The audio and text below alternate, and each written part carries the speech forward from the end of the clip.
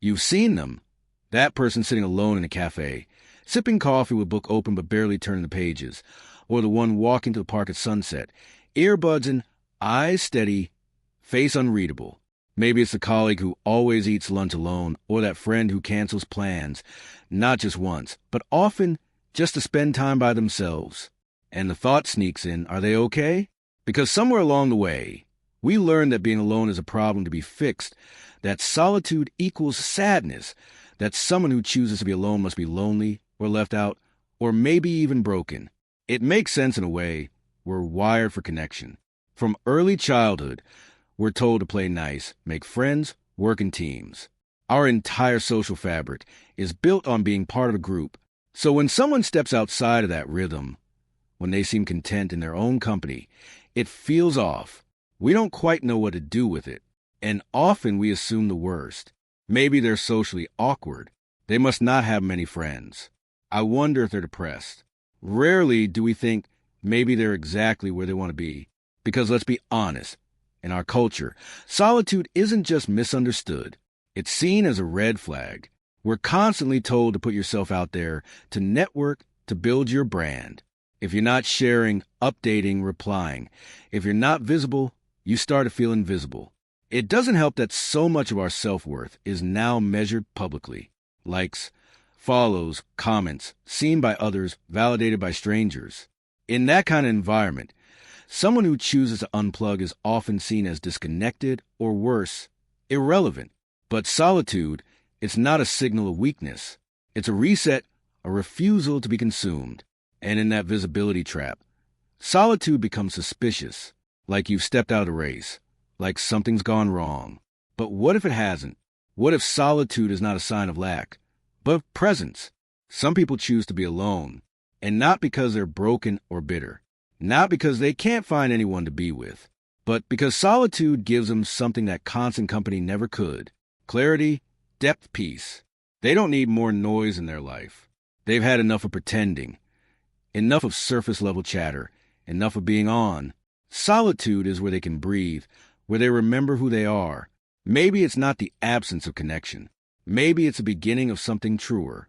So let's pause before we judge, before we diagnose, before we assume.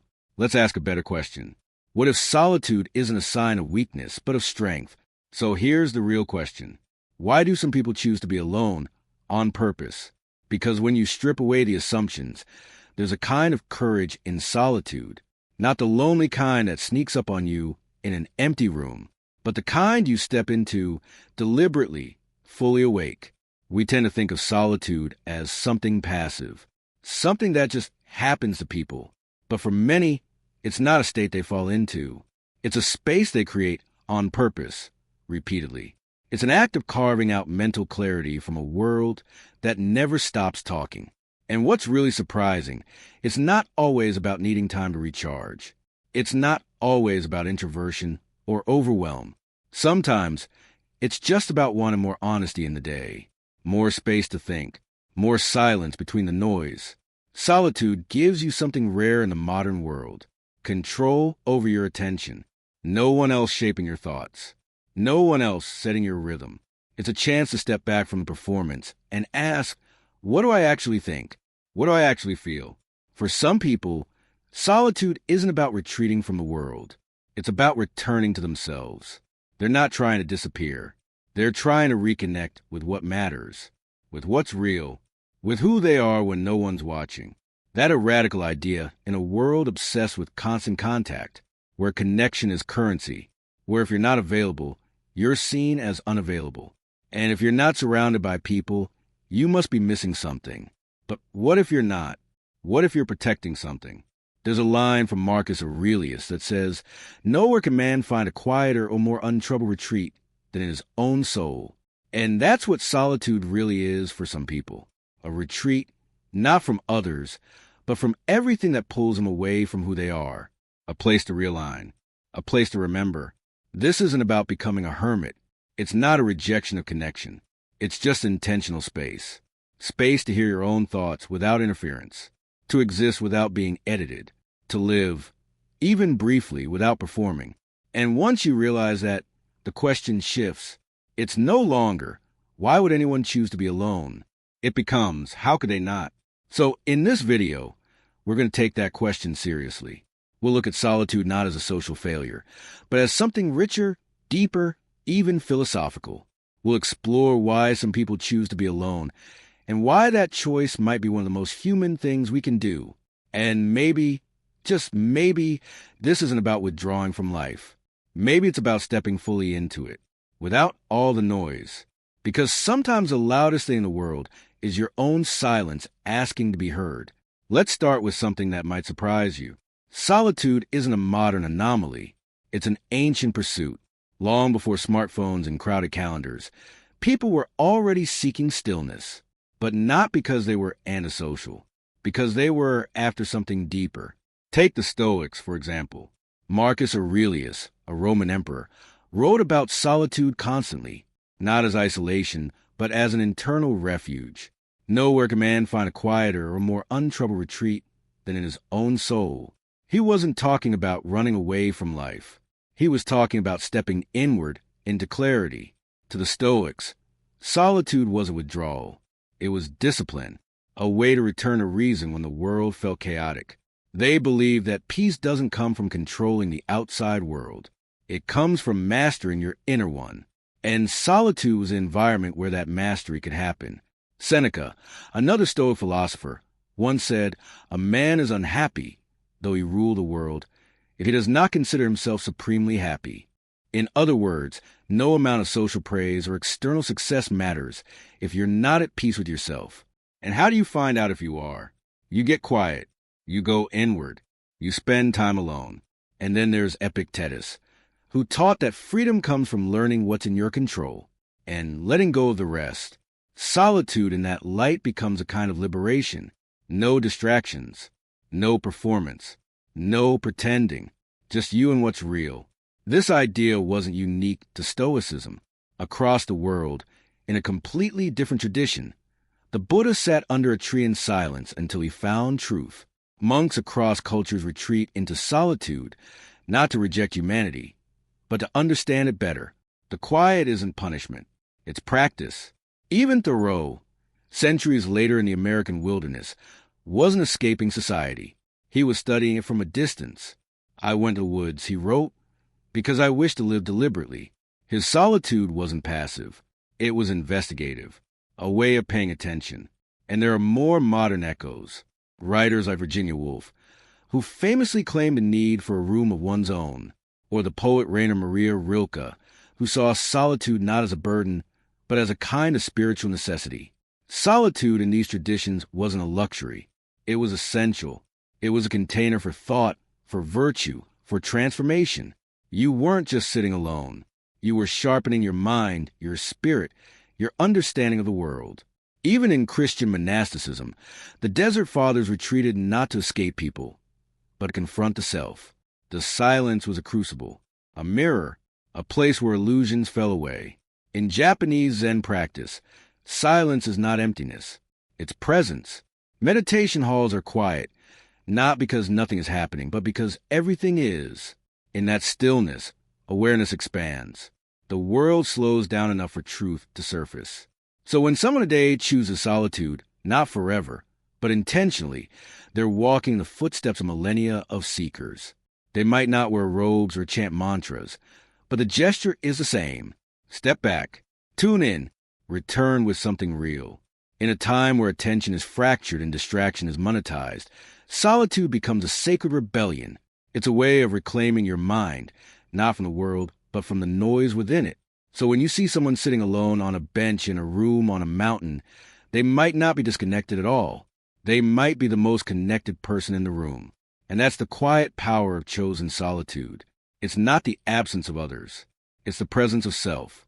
If philosophy gives us a why behind solitude, psychology helps us understand how it works on us, how it affects our minds, and why for some people it just feels right. Carl Jung, the Swiss psychiatrist, once said something that cuts to the core. Loneliness does not come from having no people around you, but from being unable to communicate the things that seem important to you. Let that sit for a second. Being alone and being lonely, they're not the same thing. You can be surrounded by people and feel completely invisible. And you could be sitting by yourself, completely content, because you're in alignment with your own inner world. That's a big shift in perspective. Some people crave solitude, not to escape connection, but to escape disconnection. They're tired of the shallow, scattered versions of closeness that dominate so much of modern life. Small talk, overstimulation, conversations that never go deeper than the surface. It wears on you. Psychologists have long studied this. One of the most well-known voices is Susan Cain, author of Quiet. She describes how introverts aren't shy or antisocial. They simply draw energy from within. Being alone isn't draining for them. It's restorative. And even if you're not an introvert, solitude has proven psychological benefits. It increases creativity, improves focus, helps emotional regulation. People who spend regular intentional time alone tend to have a stronger sense of self, not because they avoid others, but because they've learned how to listen to themselves. In fact, a study published in the Journal of Personality and Social Psychology found that people who can tolerate and even enjoy being alone often display higher levels of emotional intelligence and self-discipline. They aren't fleeing from life. They're managing it with more awareness. It's like emotional maintenance. You pull away to reset. You reflect. You recharge. And when you re-enter the world, you're more grounded. And here's where it gets even more interesting. People who are comfortable being alone often have stronger boundaries. They're less likely to lose themselves in relationships. They don't depend on others to define who they are. That's not cold. That's clarity. What we often overlook is that solitude doesn't just restore, it reveals. When you're alone, the noise fades. You begin to notice how much of your thinking is borrowed, how much of your behavior is shaped by who's around you. Alone, you get to ask, is this me? Or just the version of me I perform? This is why solitude can be such a powerful tool for self-inquiry. Journaling, walking without a destination, sitting with a cup of tea, and letting your thoughts unspool. These small acts aren't passive. They're intentional. They make space for truth. Even extroverts who naturally thrive in company benefit from moments of solitude, not because they need to escape people, but because everyone needs to rest a part of themselves that performs. Solitude is a space where even the most social person gets to be human, without an audience. There's also a growing field of research around deliberate solitude. The idea that regularly choosing to be alone can strengthen resilience, reduce stress, and even improve decision-making. In other words, solitude isn't just neutral, it's nourishing. The people who choose it regularly often have a strong sense of purpose. They aren't wasting time. They're investing in alignment, in clarity, in peace. And that's what many people miss when they look at someone sitting quietly on their own. They assume absence. What they're really seeing is presence. Here's the part that really flips the script. In today's world, choosing solitude isn't just misunderstood. It's practically rebellious. We live in a culture that worships connection, the kind you can measure, monetize, and post about. There's a pressure to always be available, always be updating, always be on. In this kind of environment, solitude feels almost suspicious, like you're breaking some unspoken rule. We've been conditioned to think that a full life is a busy one, that silence is awkward, that if you're not engaging, you're missing out. But let's be honest. What exactly are we afraid of missing? The truth. Most of what we're bombarded with isn't meaningful. It's noise, notifications, opinions, algorithms, content designed to keep us scrolling, not thinking. And somewhere in all of that, solitude becomes not just a relief, but a form of resistance.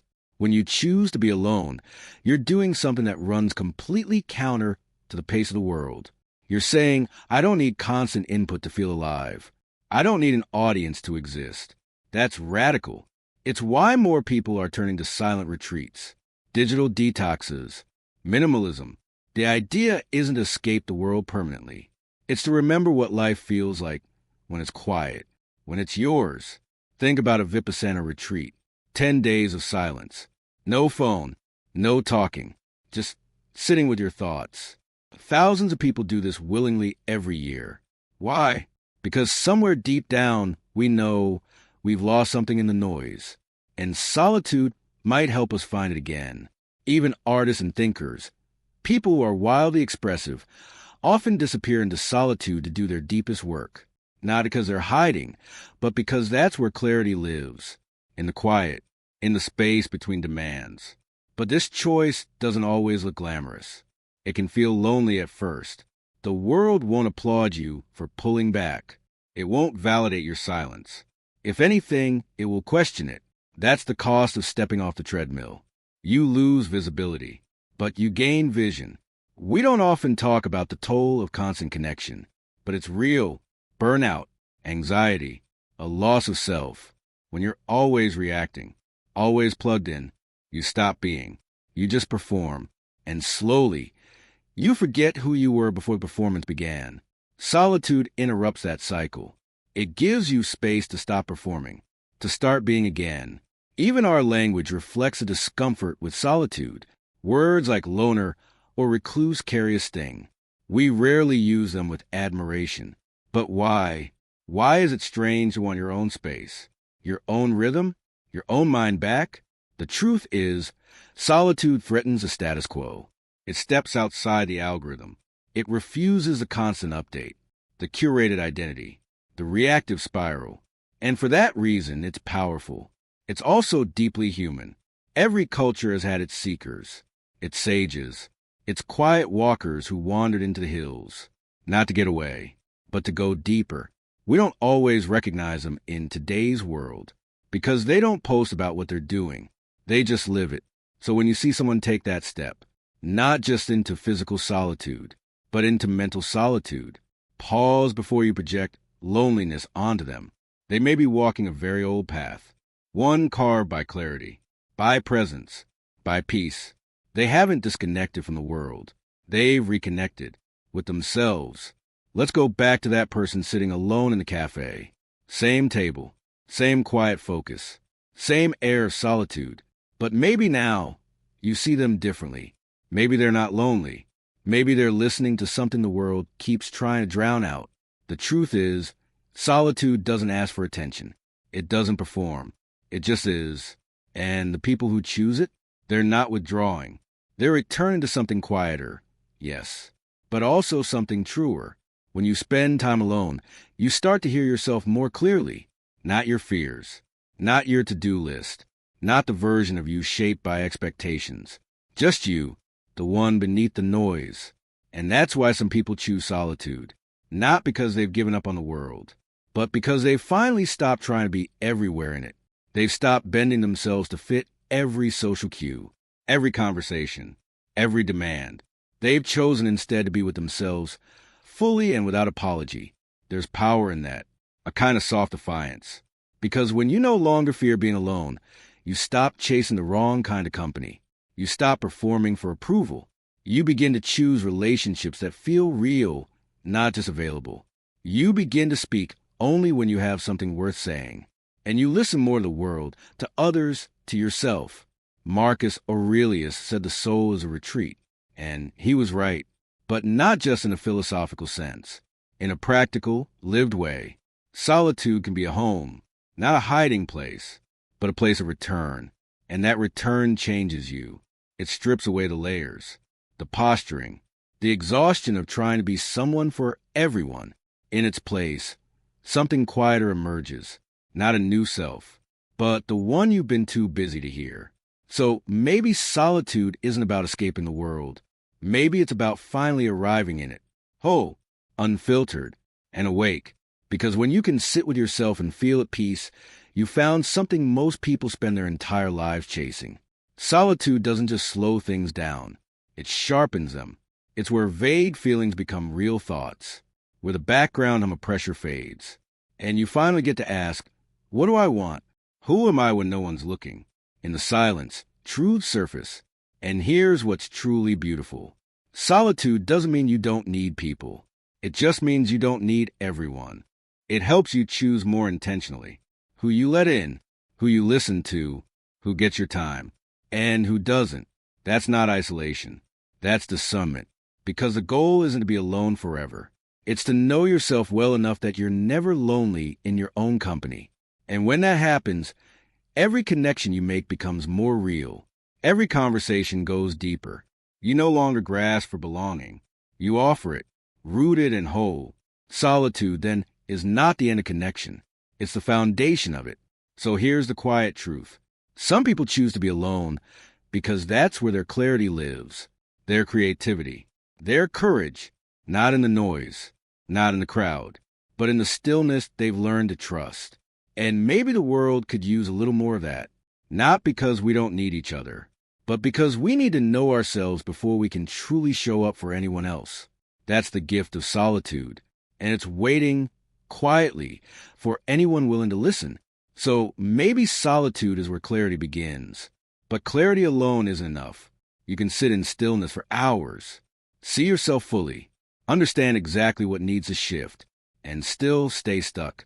Because nothing changes until you do. If this video helped you see solitude in a new light, consider liking it. It lets me know this kind of content matters. And if there's someone in your life who might need a little peace, feel free to share this with them. And when you're ready to take that next step, the one that moves you from knowing to doing, click on the video right here. Nothing changes until you do this. It's not about doing more. It's about starting differently. I'll meet you there.